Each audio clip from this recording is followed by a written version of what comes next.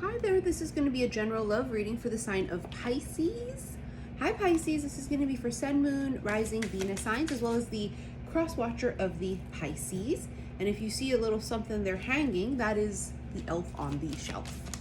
It was my child's turn to do it, and she won this round, I can tell you, because that scared the crap out of me when I found it yesterday. So this is for Sun, Moon, Rising, Venus signs, as well as the cross watcher of the Pisces. You guys have codependency. Addictions are affecting your romantic life. And you have let go of control issues. Allow this situation to unfold naturally. So codependencies. Let go of control issues. I feel like some of your lessons in this particular lifetime were really mainly about being single and independent. There's a codependency factor in relationships is what I'm feeling more than anything. You know, Pisces have to be careful because they can be very addictive. Like alcohol, drugs, things of that sort, right? It's part of the sign.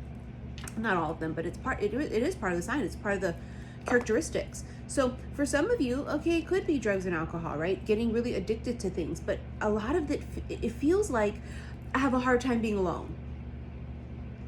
And I think that once you were able to tackle being alone, it's like your reward is huge. Something about the being alone too. I think in a lot of past lives you were alone, so it makes it even worse. You know, that fear of it, like abandonment, or the fear of like not being loved, or like, you know, it has something to do with that. The Tower. There's something really big and sudden that's going to happen. Just collectively, I keep feeling the whole unexpected energy. I even saw the word unexpected, like fucking, I swear, like over 10 times in 24 hours. I even did a reading about it yesterday on my live, xi_missy_xi on Instagram. I think I titled it, The Unexpected Arrives. So now this is something that's quite shocking. The Tower is something that you don't see coming. It's something that is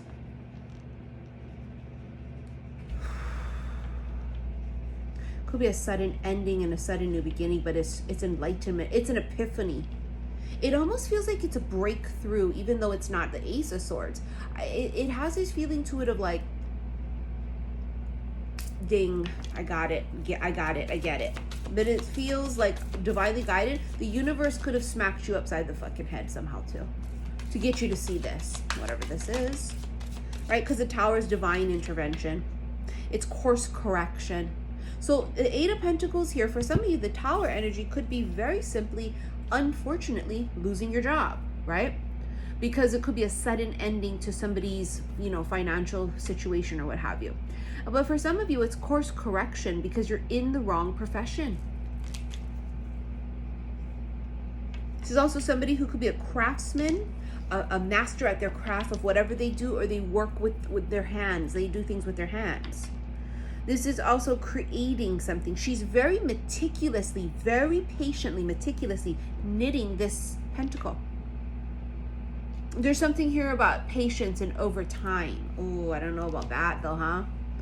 I don't know. Are you guys patient? Patience bears fruit, yeah, as they say. That's really what it is. You don't eat the fruit the same day you plant the seed. Although we would love that to happen, right? Even your cards feel stuck, stubborn. Five of Swords, self-sabotage.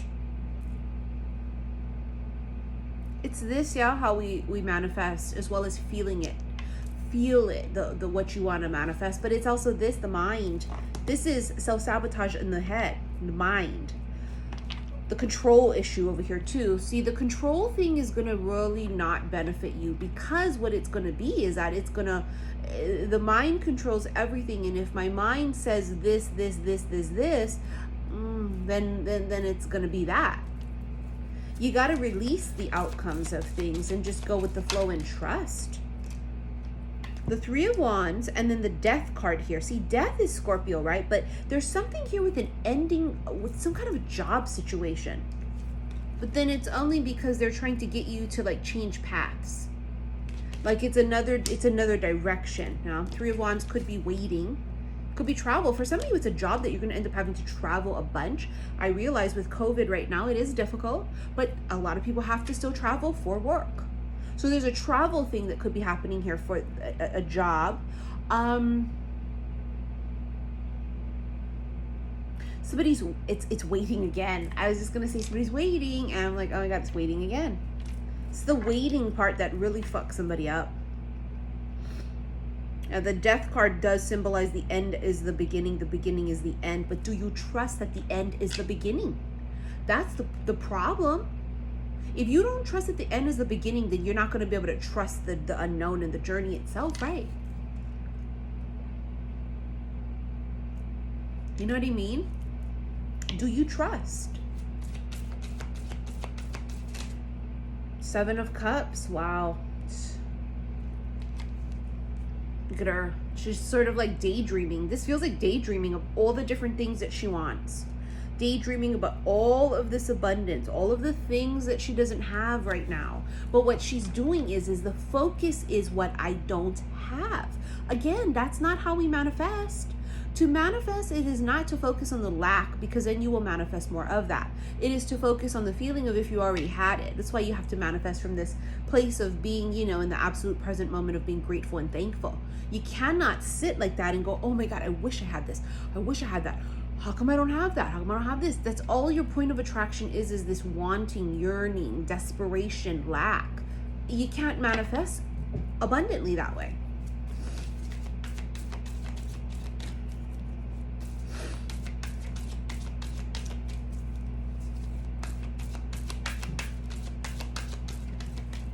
It's like you're trying to manifest something and you get really close, but then this fucks you up, because then you start like overthinking it, or you start like getting impatient. Something about that. The High Priestess, that's you. Bottom of the deck, Queen of Cups, that's you again. You's a bad bitch, highly intuitive, extremely connected emotionally. You can feel it, you know it. The High Priestess is the keeper of the secrets. If anybody is keeper of the unknown, honey, it's you. Don't get sucked into the emotions of not having it. That's where you're fucking up, right? If it's about detaching emotionally from the outcome, but being, you know, emotionally connected to the feeling of if I already had it. That's what this is. The Queen of Cups is open and receptive emotionally. She's saying, oh, I'm ready. She's not saying, where the fuck is it? The High Priestess, cool, calm, and collected. She's not anxious at all, because she trusts.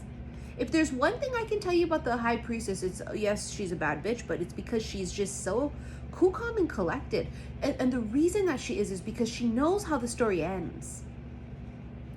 Don't you know how the story ends too? You don't?